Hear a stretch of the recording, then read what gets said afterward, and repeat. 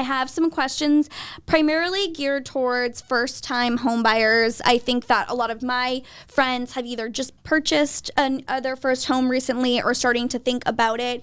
And I think there's a lot of fear and anxiety not really knowing, okay, what is the process? You know, like, what do I need to save? Where do I go first? All of that stuff. So I want to kind of run through some of those questions with you guys, if you don't mind. Let's do it. Okay, so very high level, doesn't need to be in like super detail or anything like that, but say I want to buy my first home.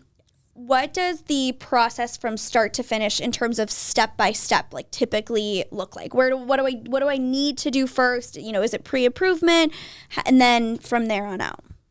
So first step is speak with an agent and speak to a couple of agents. Figure out which agent you can connect to, which one you know is going to answer your call, and you know, have that motivation to get things done and also have your best interests in mind.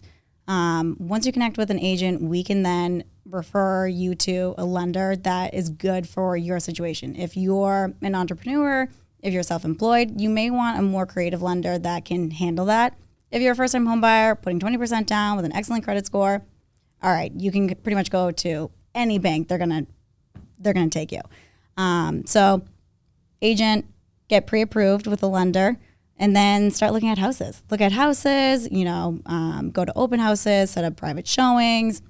Then you find a house that you love, put in an offer, speak with your agent on what is a good offer, what's going to be competitive, what's going to get the deal done. And then, you know, it may take putting in a couple of offers. You may not get your first offer, but sticking with it, get your offer accepted. From there, if allotted, doing a home inspection. I always recommend doing a home inspection. You want to know what you're getting into. You know, it's great, you know, you get your offer accepted, but if you waive that inspection and then all of a sudden you find out that there's water in the basement, there's termites. Could be a dangerous move. Dangerous, and just for to note, sure. in the market, I'm sure we'll get there, but in the market that we're in right now, people are actually getting home inspections. Yes. Home which was not happening back. for like a year. Contingencies are back. So it is a great time to be a buyer. Well, if they're paying like double what it was worth last year for a home, they damn sure better be making sure everything's good to go on it. My seriously. Lord. You would be surprised. So man. have that home inspection. Okay.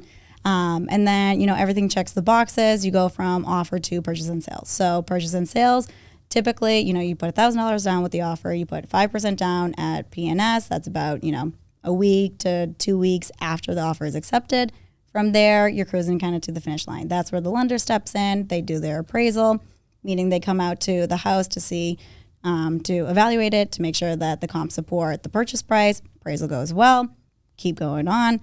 The attorney will do your title exam, make sure that there's no liens and nothing fishing going on with the title.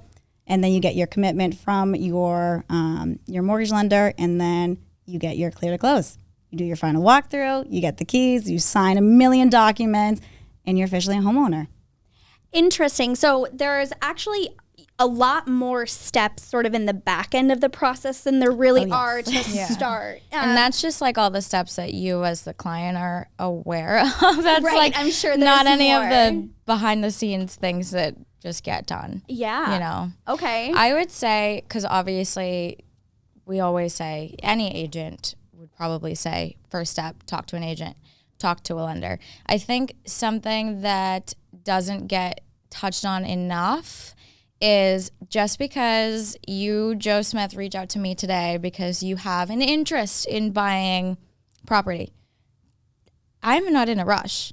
I don't care when you buy. I just want you to make an educated, informed decision and accomplish your real estate goals. The right agent isn't going to rush you, isn't going to pressure you, isn't going to make you feel like, well, you have to buy something right now. The same goes for a lender. I feel like a lot of people hold off on talking to a lender because they're like, oh, I'm not ready yet. How do you know? If you don't talk to a lender and you don't get an overview of your financial situation and what you might be able to afford, how do you know that? You could have been able to buy a house last year and you've just been sleeping on yourself. That's a very good point. Very, very good point. Okay, so then let's talk money. I mean, you were talking about 1,000 down, 5%. I know it's probably hard to say without a budget, but like realistically, maybe we're just talking in percentages, but like how much money do I need in the freaking bank to say I can buy a home? All right. So right now, as we mentioned, inspections are back, contingencies are back. The standard is $1,000 down with the offer and 5% at purchase and sales. However, minus the $1,000 that you've already put down. Okay, so that goes into the 5%. Correct. Okay. However, sellers are a lot more open now. You know, if you're putting 3.5% down and standard is 5%, sorry, 3.5% for your loan and standard for P&S is 5%.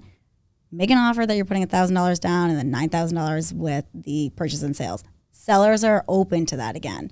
However, the best that I've ever seen, you actually can buy a home putting 0 down.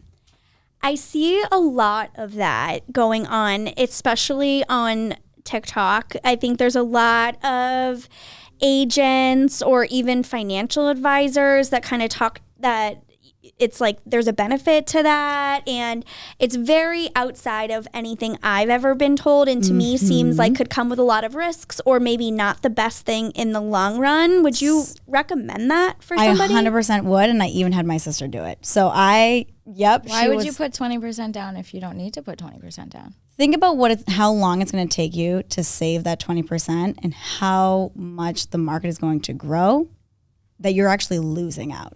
So with 0% down, this is specific for Massachusetts, but it's a 3.5% loan, and then Massachusetts takes a secondary loan for that 3.5%. So it's really 0%. The only thing that you do still have to come up with is the closing costs. So closing costs can range anywhere from $5,500 to around $10,000, sometimes a little bit more. But for this program, there's a cap on how much you can take a loan out for, which is specific for each county. But it 100% makes sense because, for example, when she was purchasing a home, she actually wasn't even thinking about buying. I literally called her up. This condo came on the market in Canton. It was perfect for her commuter location. She works in Boston, and I was like, hey, you're buying this condo. She's like, what are you talking about? I'm like, you're buying this condo. She was like, Emily, I haven't even started thinking about buying a house. Long story short, she went inside. It was a $265,000 condo. And I said to her, I was like, we're going to just take your bonus. We're going to put it towards the purchase and sales. That's going to pay for your closing costs. That's all you need to come up with. So she went, she saw the condo. We locked it up, $265,000. Her payment, this was literally right before COVID, her payment all in for this beautiful 1-bed, 1-bath condo, hardwood floors, granite countertops, walk right out to the train with the HOA that pays for the heat, your trash removal, your exterior maintenance, your snow removal, everything. She's around like $1,700. That's what I pay for rent for 800 square feet in Quincy. That's crazy. So, okay, I think people's fear with 0% though is that they'll be having higher monthly payments. Is that necessarily true? So you have PMI, so private mortgage insurance, when you put less than 20% down. However, you can negotiate PMI, so you can pay that all up front. You can even negotiate that the seller pays that PMI, so you don't have that additional, say, $70 to $200 PMI monthly. That is also very much based off of your credit score and the property itself. So that $1,700, that included PMI. Wow. Mm-hmm. And then once she has accumulated, whether by appreciation or by paying her mortgage, 20% equity in that property, the PMI just drops off. So when she bought 2 years ago, the property has already gone up 20% in value. I was like, hey, Amanda, call your lender, drop that PMI. Wow. So now she's probably paying like $1,500 a month. It's crazy. It pays to have a sister in the business looking out for her like that. That's amazing. That condo is now probably over $400,000. Yeah. Oh my gosh. So it appreciated so quickly and a lot faster that her money was better there than in the bank, her saving 20% to put down on that condo. Yeah. I would have to agree. And I think it sounds risky, but when you actually lay it all out like that, it makes perfect sense. And I think to your point, that's why asking some of these types of questions with an agent is really helpful in the upfront, just to know what even your options are. There are so many options. Really? That's the thing. Like, there is no one size fits all. Yeah. There are so many options, so many creative solutions. I mean, the things that I've seen this woman over here come up with in the last 6-7 months, like every single day, I'm just like, oh my gosh, It's there's a unbelievable. whole other, like, I never even thought of that.